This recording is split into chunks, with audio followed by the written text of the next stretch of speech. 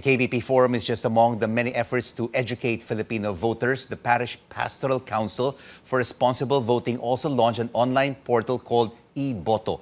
Joining us now is the poll watchdog's chairperson, Myla Villanueva. Myla, thank you so much for joining us. How important are these presidential forums and debates to inform our Filipino electorate about the candidates' platforms and programs?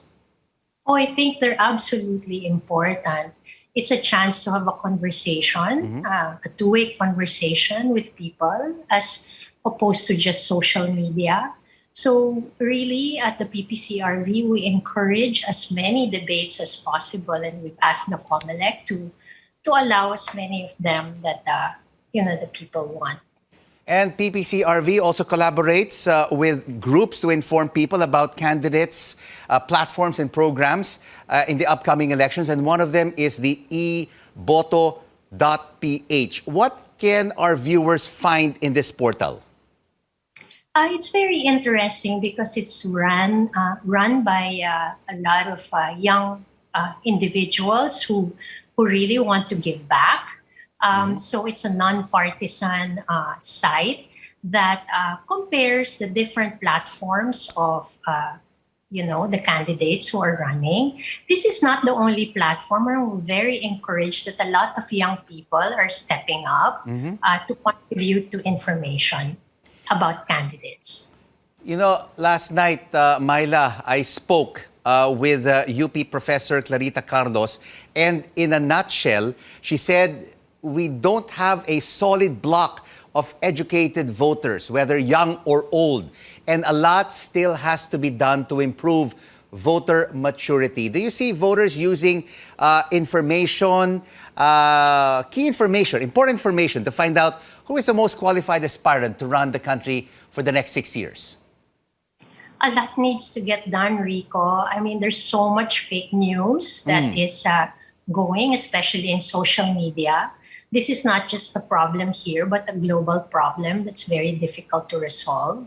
So at the PPCRV, we really help for voters to discern across what we call 16 values. And hopefully in the discernment process, they also ensure that their sources of information are trusted and verified.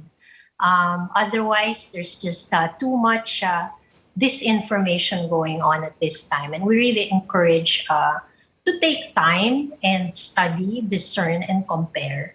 And so platforms like E-Boto, an upcoming platform of universities coming together called Academia, is being launched soon also. And we support all of these platforms that allow especially our young and first-time voters to learn how to think about the importance of their vote. You're right, Myla. No, there's so much misinformation out there being spread by troll farms and hackers.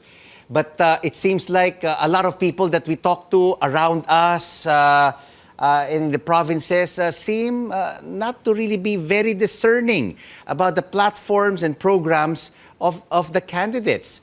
They just basically, as some political professors I've spoken to, are just being influenced by relatives, friends, about the candidates that they will be voting for.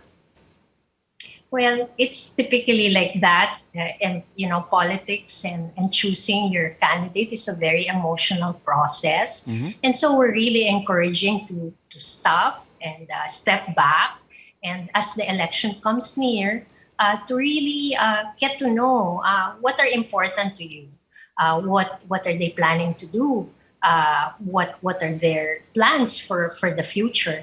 This is the election of the young, the youth, and I really encourage them, especially since they spend most of the time on social media, to step back and think about the next 6 years and how this candidate will affect that and way into the future. Let's take a look at the developments taking place right now within the Commission on Elections. We still have vacancies there for 3 crucial positions with the retirement of 3 commissioners. How should the COMELEC officials be vetted, Myla? This is a personal opinion of mine, and I hope that the president, first of all, takes into account various points of view.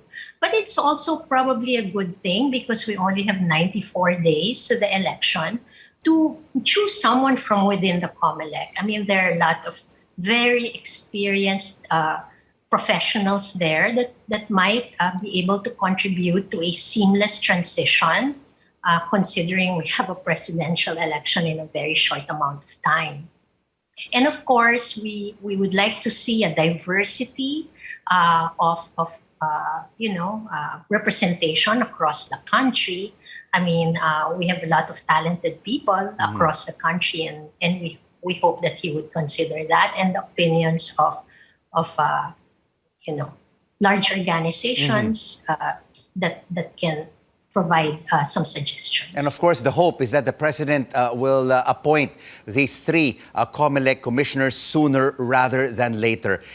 Share with us, Myla, how is the PPCRV safeguarding the Filipinos' vote, not only in education, but also, the voting machines, the ballots, the counting, and until the winner is proclaimed? Yeah, it's a lot of work, Rico, and I have to give it to our almost 500,000 volunteers who give their time.